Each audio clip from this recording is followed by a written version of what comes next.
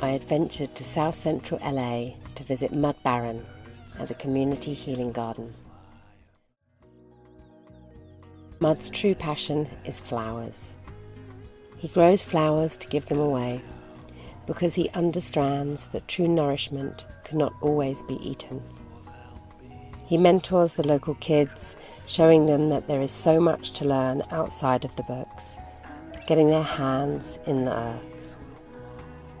I believe more kids should have access to gardens, and that gardens like this can offer healing to communities on so many levels.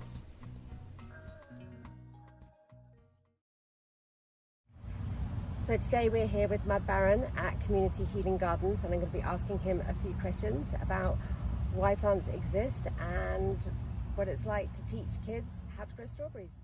I was hired here last March by the nonprofit Community Healing Gardens by Buddy Nicole.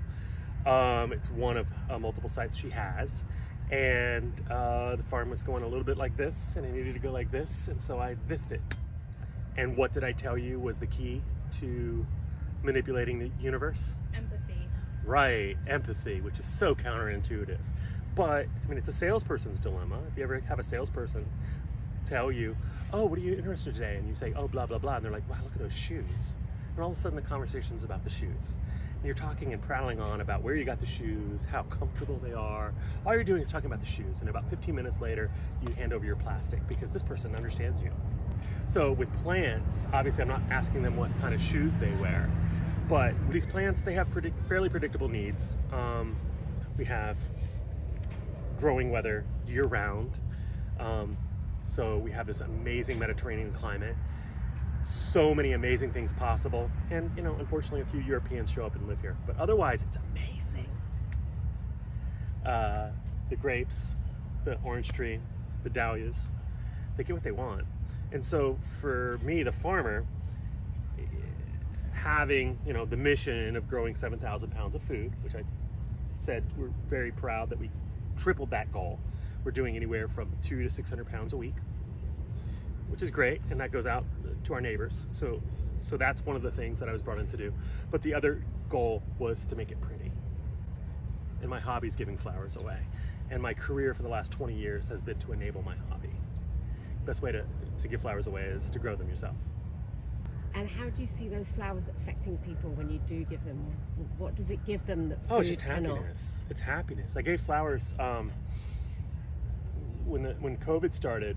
I said, okay, we're gonna really step up this flower game, and everyone's like, oh no, you have to give away food. I'm like, no, you have to give away flowers, because flowers are a lot of different symbolism. We don't have to be Victorian to realize that, like, this is all about resilience and hope. And nature's relentless, and it's blooming.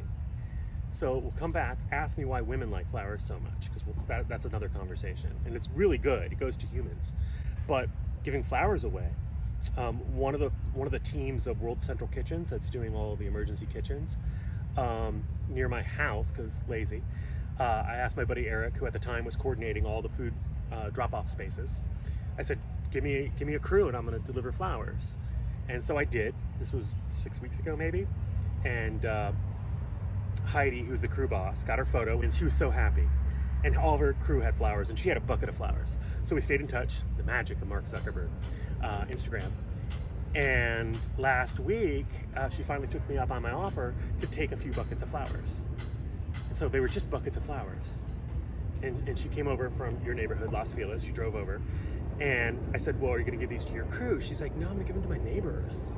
I'm like, really? Now, it was apparent that she didn't know how to arrange them, and giving buckets of flowers is a little different. There's a simple way to make a bouquet. And I think I even compulsively did it with this one without even trying. This one's got mostly dahlias, right? There's some basil, which smells better than the dahlias. Dahlias just smell like plants. And there's that delphinium in there because it's poisonous. So 3 is the magic number. And I gave her a basic 3 is the magic number lesson. And you make a little bouquet, make another little bouquet, you make another little bouquet. But if you put them all together, it's a big ass bouquet, and suddenly I've tricked people into not knowing that they can arrange flowers. Those knots all work out. I love a double negative, but yeah, so people can make beautiful things with very little input, with a bit of direction. And she texted me the stories of her neighbors who are just having a shit show. And all of a sudden, And one of the most poignant and woo-woo of all the conversations was one of the men that she gave flowers to had been dealing with some racism at work, right? Very poignant. And again, I don't know where all these flowers go. I just push the stuff out there in the universe. And of course, you know, the pessimist in me always says, oh, you're going to give flowers to someone who has separation anxiety issues, and they're going to remind them that everything dies and they're going to be sad. But no, he actually, his mother used to give this guy used to get flowers from his mother all the time. It's too slammed. He couldn't get up to go get them. And Heidi shows up, crazy blonde white girl, with a bouquet. Not much understanding beyond, you're my neighbor, I care about you, there you go. And he's crying, she's crying. And I could have been crying, or it could have been some dust. But see, you get to do that, if you try. So flowers have always been like this thing, like flowers have always represented love, and you just spoke about that earlier. Like, why do we give flowers for love?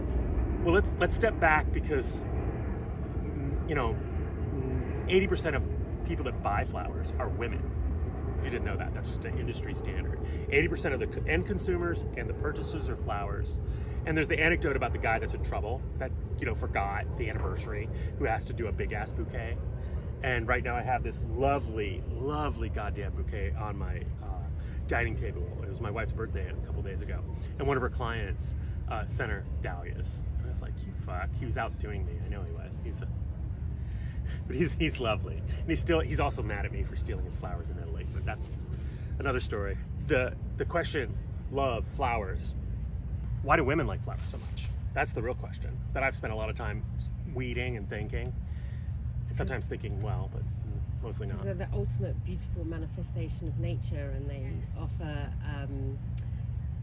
they offer fragrance, and they're also receptive, so they're like luring in.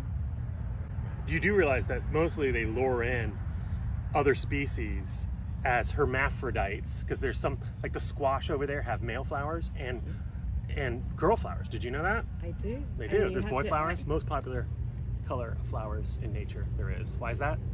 Because bees love them. Right. Pollinators. Hello, LAX. Christmas time, flying in. Speaking of, we're just right under the flyway. So why do women love flowers so much? And I thought about this. And if you don't know, do you know how old agriculture is? As we practice it as sitting in one spot and growing things and having extra. That's 12,000 years of agriculture. I was going to say 10,000 around pharaohs. Yeah, even before that, because they were latecomers. And before that, anywhere from 50 to 100,000 years, because of the nature of the people that were roaming around with goats. But roaming around is the optimal term. So we come from hunter-gatherers. So we're talking 10,000 generations of us roaming around. That is who we descended from. And if you agree with my premise, we descended from women, all of us, that were good enough to get their children to childbearing age. They gave us the toolkit to breed and have children. We all descended from that.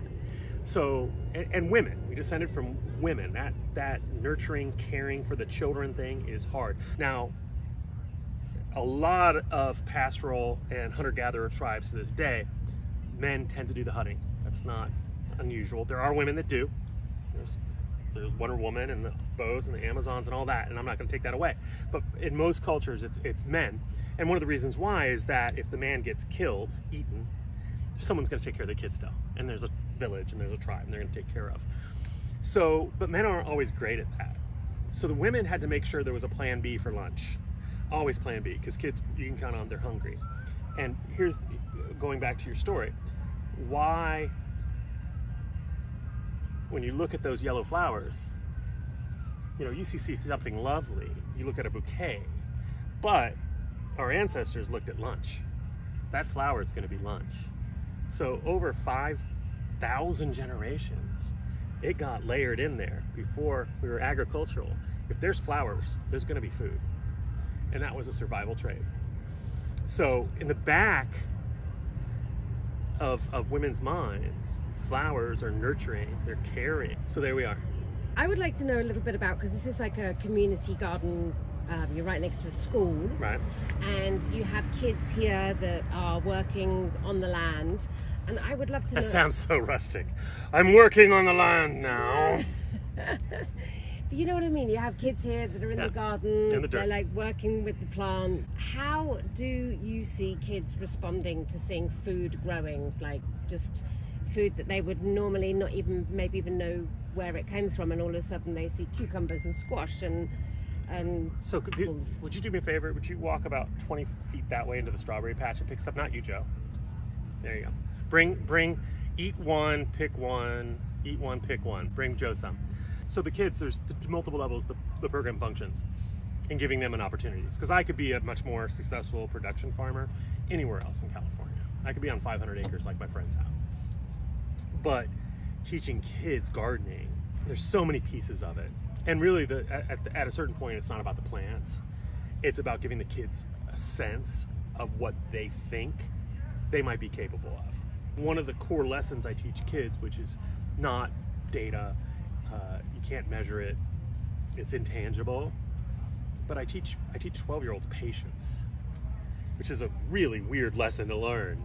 That strawberry, which is immediate gratification, is only immediate because I thought about doing it and I had the plants 6 months, 12 months ago, right?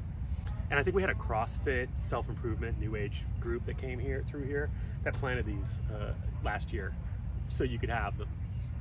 And normally, if school were in session without COVID, those 2 25-foot beds of strawberries. And have you seen a 25-foot bed of strawberries at an urban garden in Los Angeles?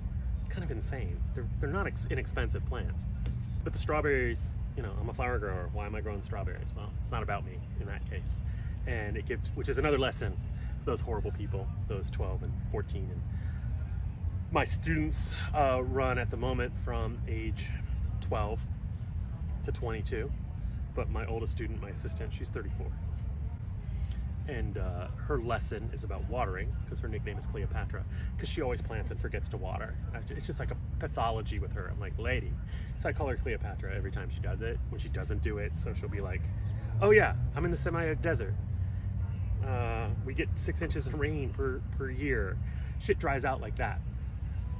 How do you see it affect the kids when they're actually here, like working with you and working with the plants? Like, how does this bring them into connection with nature? How does it bring them into connection with themselves?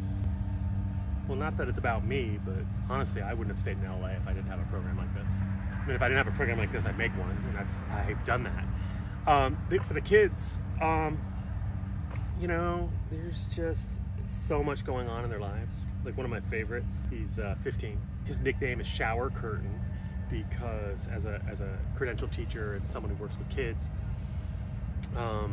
there's 3 very important rules of being an ag teacher. Do you know what they are? You want to hear them? Yes. Rule number 1, classroom management. It's not plants, it's not biology, it's not compost, it's not mulch. You know what rule number 2 is? Classroom management. And I bet by now you might be able to tell me what's rule number 3. I'm going to guess it's classroom management. It is! With Shower Curtain, who I met, we had a middle school teacher. It was an English class. And there's 25 kids, small class actually. But this kid's like hogging up a third of her attention, half. So I turned to him, because he's acting out, right? He's attention seeking. I got it, I'll deal with him. Oh, he's mine. I go, dude, important question. I said, do you know the difference between toilet paper and a shower curtain? And it's like, it's a poop joke. He's like, this guy gets me. And so I made him my lieutenant, and he's been with me ever since, almost 2 years now. He's really upset. He's really upset that he's not here working. The district said liability, no children, and you know, even though he's a 230-pound 15-year-old who's more than capable than most of the adults, because he's motivated. He's also the youngest of 9 kids. Of course he's attention seeking, but attention with him goes a million miles. And he's super capable. He enjoys the work, teaching the kids actual, meaningful, tangible skills. I used to be the trainer for the LA County Master Gardeners, which is a lovely University of California program. Notice University of California. But I taught 2 different tracks. I taught just basic skills, and I taught fundraising. Both useful things in my skill set that I could share with them. So the hands-on part, where a lot of the kids thrive, if only because, you know, the prescription of Adderall, for example, often happens because a kid's bored. Kids bored because most of the schools have reduced their curriculum to only one kind of intelligence, which is like, this is the official information, we're going to regurgitate it, you're going to take your mental tape and suck it back up. And that does work for 20, 30, 40% of kids. And engaging the senses, engaging multiple intelligences. Strawberries are there because a kid who eats a strawberry, I can start a conversation with them about growing strawberries because it's relevant. How does this help me? And you have to, 99% of us, 100% of us, all of us, we're self-centered by nature, right? Self-interested. So you have to start where people are, engage them, and there are a few kids that want to grow strawberries at home, and then I got them. I love that. It's like I've always loved the difference between regurgitated information or applied knowledge. And it's like when we start to learn applied knowledge, then we can actually start to kind of like live in the real world as opposed to like live in a system. Why do plants exist? Plants exist to make more plants. That's it. That's it. That's why they exist. Procreation. Exactly. Darwin, genetic replication. All life exists to make more life. If it doesn't have that script, that operating script, we don't know that plant, we don't know that species. That instinct to procreate has so many manifestations, but plants exist to make more plants. So these grapes have children, they're seeds. That African blue basil right here, this thing's sterile. We've basically backed it up into a genetic cul-de-sac, but it exists in huge numbers because we propagate it. That air layering technique I told you about, I grow that thing all over the place. Thank you so much. I really appreciate your time today. You're welcome. Anyone need flowers? Here we are at 105th and Grandy, right off the Blue Line. And you can find me on Instagram, Led Baron. And one last bit is, how are you subsidized? Can people donate? How do people get to you? And like, how can people support what you're doing? So I work for a nonprofit called Community Healing Gardens. It's Community Healing Gardens on Instagram. You can check us out there. You can volunteer here. We have a limited door opener for volunteers who want to come because the kids kind of suck sometimes. They just do, but we don't tell them that. Oh, wait, I do. And I've started a new project on Wilshire Boulevard between La Brea and Crenshaw. It's 3 blocks of dahlias for the next growing season. More than welcome.